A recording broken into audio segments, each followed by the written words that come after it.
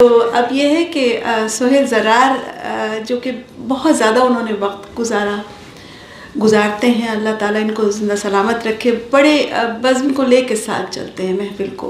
बज़्म सुखन इसीलिए उसके माशाल्लाह ये सदर हैं और उसके सब कुछ संभालते हैं और बहुत खुश उसलूबी से प्रोग्राम्स को लेके चलते हैं, हर एक को साथ लेके चलते हैं। गुजारिश करती हूँ सोहेल ज़रार साहब से कि वो तशरीफ़ लाएँ और आकर अपने ख्यालात का इज़हार करें।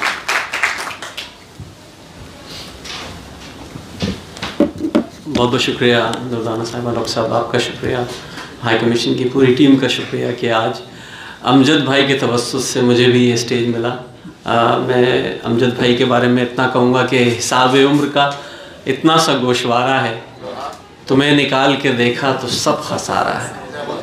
अमजद भाई कहने का फ़ख्र मुझे हासिल हुआ 2016 में। उससे पहले तो अमजद भाई हमारी यादों में थे, हमारी किताबों में थे, हमारे साथ मौजूद थे, क्योंकि अव्वल की मोहब्बत की नाकामी पर हमेशा अमजद इस्लाम अमजदी याद आते थे और हौसला देते थे जब वो कहते थे कि कहाँ आके रुकने थे रास्ते, कहाँ मोड़ था उसे भूल जा, वो जो मिल गया उसे याद रख, जो नहीं मिला उसे भूल जा, वो तेरे नसीब की बारिशें किसी और छत पे बरस गई। ये बड़ा हौसला देता था एहसान भाई, ये मिसरा बहुत हौसला देता था। वो तेरे नसीब की बारिशें किसी और छत पे बरस गई, दिल बेखबर मेरी बात सुन उसे भूल जा। तो अमजद साहब को हमेशा दिल में बसाया, हमेशा उनसे मोहब्बत की। इत्तेफाक ऐसा हुआ कि गज़ाली एजुकेशन ट्रस्ट के प्रोग्राम्स के सिलसिले में वो तशरीफ़ लाए 2016 में। तो 2016 में जैसे कि आबिद भाई ने जिक्र किया कि मैं भी इस्लाम चैनल से वाबस्ता हूँ, वहाँ प्रोग्राम्स करता हूँ, तो मुझे ये सादत नसीब हुई कि हमें एक प्रोग्राम की रिकॉर्डिंग करनी है। तो तय पाया कि वो मेरे घर पे ही होगी वो रिकॉर्डिंग। एहसान भाई को याद है वो। तो मेरी खुशी का कोई ठिकाना नहीं था। मैंने ये वाकई तसव्वुर किया कि आज मेरे भाग खुले हैं कि अमजद इस्लाम, अमजद अनवर मसूद मेरे घर पे मौजूद हैं। तो मैंने बहुत इंतज़ाम किया। मैं सोचा कि शायद बहुत बड़े लोग हैं, बात भी पता नहीं किस तरह करेंगे, कहाँ बिठाऊँगा, कैसे बातें होंगी। मैंने एहसान शाहिद साहब को फ़ोन किया, मैंने कहा भाई तो मेरे घर तशरीफ़ ला रहे हैं, आप ज़रूर आ जाइएगा, शायद मुझसे अकेले संभले ना मामला। अब ये तो खैर आए ये भी थे, लेकिन मैं हैरान रह गया जिस तरह वो अंदर आए, वालिहाना अंदाज में मिले मेरे कमरे में, क्योंकि रिकॉर्डिंग हम बड़े रूम में कर रहे थे। हमने छोटे रूम में उनको बिठाया, वो आराम से बैठ गए, बातें करते रहे, किस्से सुनाते रहे। उनके पास इतने किस्से थे, इतने लतीफ़े थे, इतनी कहानियाँ थीं कि वो ख़त्म होने का नाम नहीं लेती थी।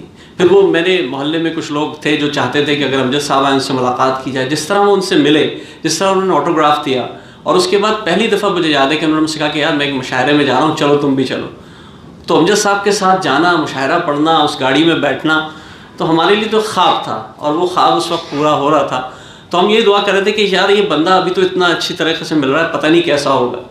लेकिन फिर उसके बाद लातादाद बार वो यहाँ तशरीफ़ लाए, और जब भी वो आते थे मैं चैनल पर उनके साथ प्रोग्राम करता था, मुझसे कहते थे यार तू बार बार मुझे बुला लेता है, मैं क्या एक ही तो बात करूँगा। मैंने कहा नहीं, हर दफ़ा मुख्तलिफ बात करेंगे, और हर दफ़ा मुख्तलिफ बात करते थे।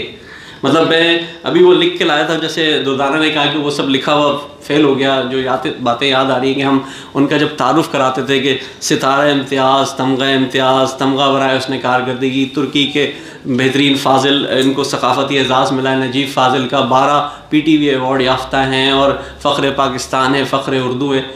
तो ये सब होती रहेंगी बातें, ये ज़रूर होंगी, उनके अदब पे, शायरी पे, उनके काम पे बातें होंगी।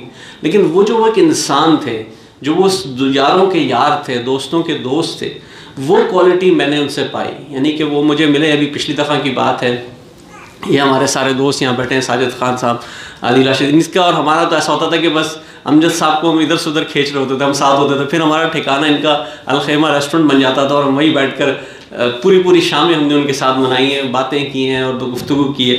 तो मुझे याद है लूटन में हम प्रोग्राम कर रहे थे, तो मैं अलग गाड़ी में पहुँचा, ये वहाँ लूटन पहुँच गए थे पहले।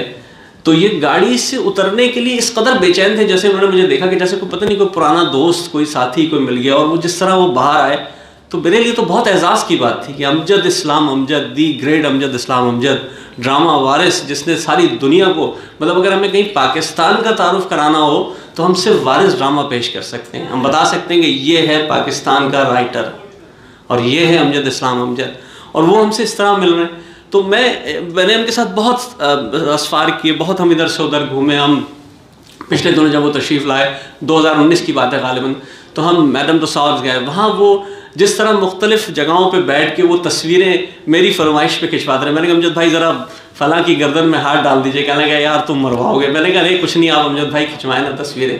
तो हम लोग खिंचवाते रहे, रहमान फारिस हम लोग सब साथ थे। इसी तरह मुझे कई उनकी चीज़ें याद आ रही हैं, लेकिन वक्त कम है तो मैं मुख्तसर उनकी बात करूँगा कि वो उनका मशहूर शेर था कि ये दो किनारे तो दरिया के हो गए हम तुम, मगर वो कौन है जो तीसरा किनारा है। बड़ा खूबसूरत उनका ये शेर था। तो रहमान फारिस बड़े मिजाज, उनका शगुफ्ता मिजाज है। तो उन्होंने एक लतीफ़ा सुनाया, जो लतीफ़ा यहाँ ज़ाहिर है नहीं सुनाया जा सकता। तो वो उसमें जो तस्करा था, तो अनवर मसूद कहने लगे कि यार हुण मैनू पता लगे कि तीसरा किनारा की सी, मतलब एक तीसरा बंदा कौन था वो। तो जब अमजद साहब को वो समझ में आया और वो जो दोनों हंसे हैं और जो एक दूसरे से मकालमा हुआ उनका और एक बरजस्ता जुमले एक दूसरे पर फेंके उन्होंने, वो मैं समझता हूँ कि वो हमारी तारीख़ का हिस्सा होने चाहिए। हम बहुत सी चीज़ें नहीं लिख सकते। रहमान फारिस ने कहा कि शायद वो लिख रहे हैं उस चीज़ को। तो वो एक बहुत शगुफ्ता मिजाज थे। जिस तरह वो बात करते थे वो उसका कोई साल ही नहीं था। अभी पिछले दिनों अलखेमा पे हम साजिद भाई के यहाँ बैठे हैं, सितंबर में आए हुए थे, आबिद भाई वगैरह सब मौजूद थे वहाँ। तो वहाँ ख्याल आया कि भाई वो कुछ बातें हुई, कुछ उनके अशार सुने, वो हमने सब रिकॉर्ड किए। और उस वक्त दोस्तों ने मेरी सालगिरह भी मनाई। उस सालगिरह मेरे लिए खुशनसीबी थी कि अमजद साहब उसमें मौजूद थे और वो पढ़ रहे थे और वो उस सालगिरह को भी मना रहे थे, अशार भी पढ़ रहे थे। तो मैं तो अब यही कह सकता हूँ कि छुपा कर किस तरह चेहरा भरी महफिल से निकलोगे, ज़रा फिर सोच लो जाना, निकल तो जाओगे शायद मगर मुश्किल से निकलोगे। अमजद भाई की यादों से निकलना बहुत मुश्किल है। अमजद भाई आपने ख़ुद कहा था कि ज़िंदगी के मेले में, ख्वाहिशों के रेले में, तुमसे क्या कहें जाना इस कदर झमेले में।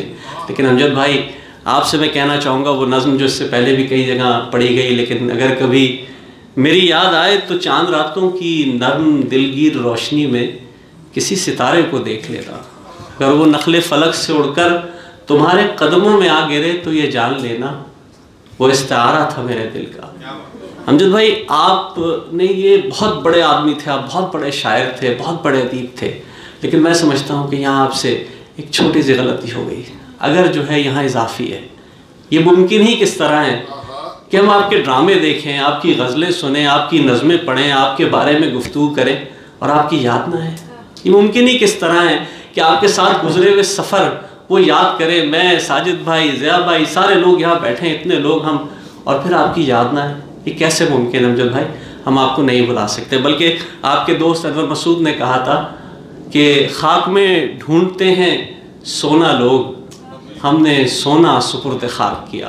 तो दरअसल हमने सोना सुपुर्द खाक किया। अमजद भाई आप जब तक उर्दू ज़िंदा है इंशाअल्लाह आप ज़िंदा रहेंगे, क़यामत तक यानी आप ज़िंदा रहेंगे, और जहाँ रहें आप खुश रहें। आमीन।